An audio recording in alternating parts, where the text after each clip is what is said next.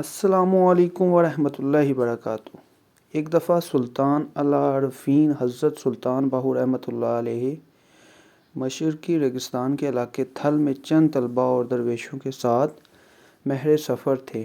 راستے میں کسی نے آپ رحمۃ اللہ علیہ سے دریافت کیا کہ قصر نظر کسے کہتے ہیں۔ اس وقت پاس ایک شخص لکڑیوں کا ایک گٹھا جمع کر کے اس سے اٹھانے کو ہی تھا کہ آپ رحمۃ اللہ نے اس کی طرف نگاہ ڈالی تو وہ شخص آنکھیں پھاڑ کر آسمان کی طرف دیکھنے لگا۔ رحمۃ اللہ علیہ نے سوال کرنے والے سے جس وقت واپس آ کر ہم اس جگہ آ جائیں جہاں وہ لکڑیاں اٹھانے والا ہمیں ملا تھا تو تمہارے سوال کا جواب وہی شخص دے گا۔ چنانچہ آپ رحمۃ اللہ علیہ سفر سے لوٹے اور آپ رحمۃ اللہ علیہ کا گزر اسی جگہ سے دوبارہ ہوا جہاں وہ لکڑیاں اٹھانے والا آدمی ملا تھا تو ایک طالب علم نے آپ رحمۃ اللہ کو اس سوال کے جواب کی یاد دلا کر عرض کیا کہ ہم واپس اسی جگہ پر آ گئے ہیں، آپ مہربانی فرما کر ہمیں اس سوال کا جواب دیں کہ قصر نظر کیا ہے۔ آپ رحمۃ اللہ علیہ نے تمام طلباء اور درویشوں اور مریدوں کو اس آدمی کے پاس لے گئے تو اس کو اسی حالت میں پایا جس حالت میں چھوڑ گئے تھے۔ لکڑیوں کا گٹھا اس کے سامنے پڑا ہوا ہے اور وہ آنکھیں پھاڑ کر آسمان کی طرف دیکھ رہا ہے۔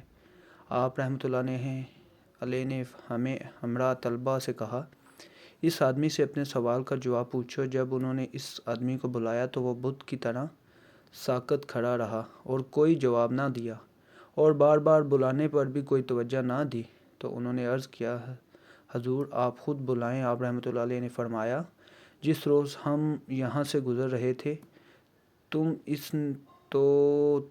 نے اس شخص کو اس طرح دیکھا تھا۔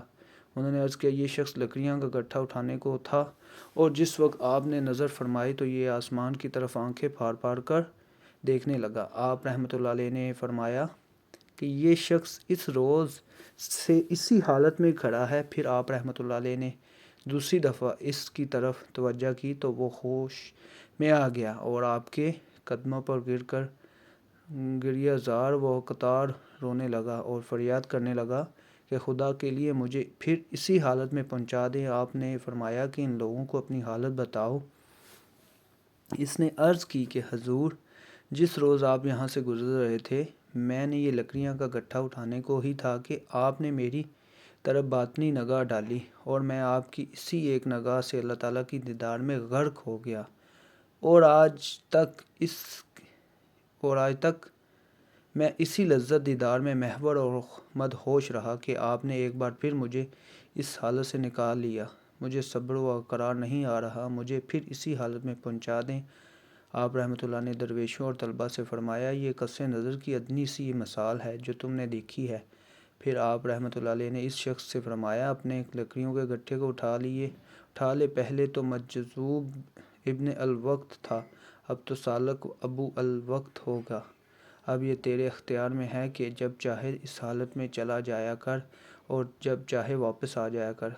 کتب سیرت میں منقول ہے کہ حضرت سلطان نورنگ کتران رحمۃ اللہ علیہ پہلے ہر روز مراقبہ کیا کرتے تھے اور جب مراقبہ سے سر اٹھاتے تو وہ جو مریدین پاس ہوتے ان پر توجہ فرماتے اور یوں وہ صاحب کشف و کرامت ہو جاتے۔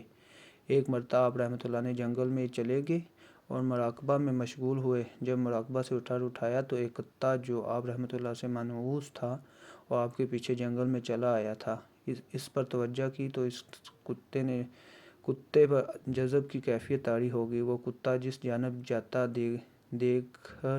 دیگر کتے اس کے پیچھے ہو لیتے۔ جب سلطان العارفین حضرت سلطان باہو رحمۃ اللہ علیہ کو اس کی خبر ہوئی تو انہوں نے شدید ناراضگی کا اظہار کیا اور چاہا کہ آپ کی ولادت سلب کر لیں، مگر آپ نے دامن مصطفیٰ صلی اللہ علیہ وسلم پناہ لے لی۔ حضور نبی کریم صلی اللہ علیہ وآلہ وسلم نے حضرت سلطان باہو رحمۃ اللہ کو غیبی طور پر اشارہ فرمایا کہ اگر وہ ایسا نہ کرتا تو اس کا سینہ پھٹ جاتا، مگر آئندہ اب یہ خیال۔ مزید واقعات سننے کے لیے ہمارے چینل کو ضرور سبسکرائب کریں۔ شکریہ۔